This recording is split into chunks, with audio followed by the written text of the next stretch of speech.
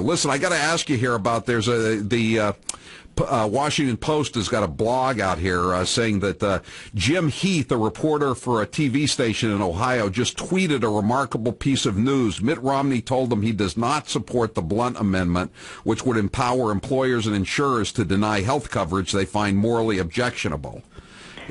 What happened here? Did you really say?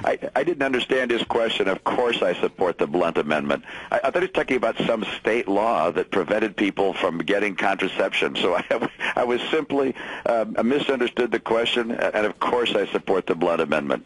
Okay, so that should be taken off the table. That's running around the world in 10 seconds, as you know. Yeah, exactly right. No, I simply misunderstood what he was talking about. I thought it was some Ohio legislation that where employers were prevented from providing contraceptives, and so I talked about contraceptives and so forth. So I really misunderstood the question. Of course, Roy Blunt, who is my liaison to the Senate, is someone I support, and of course I support that amendment. I clearly want to have religious exemption from Obamacare.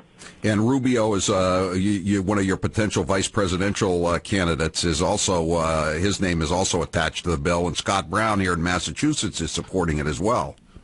Yeah, exactly. I think every Republican is supporting it, and I actually understand that. I may be wrong on this, but my recollection is that Ted Kennedy even wrote a note to the Pope about religious exemptions from matters of this nature for purposes of conscience. So this is something I really think all Americans ought to be able to get around, this religious exemption. Yeah, well, you haven't been around here lately, but that's been a big controversy here with Patches Kennedy saying that you telling Scott Brown, well, you can't use my father's letter to the Pope because he was just sending a letter to the Pope. He didn't really believe anything he said in the letter. I mean, that's what it boiled down to.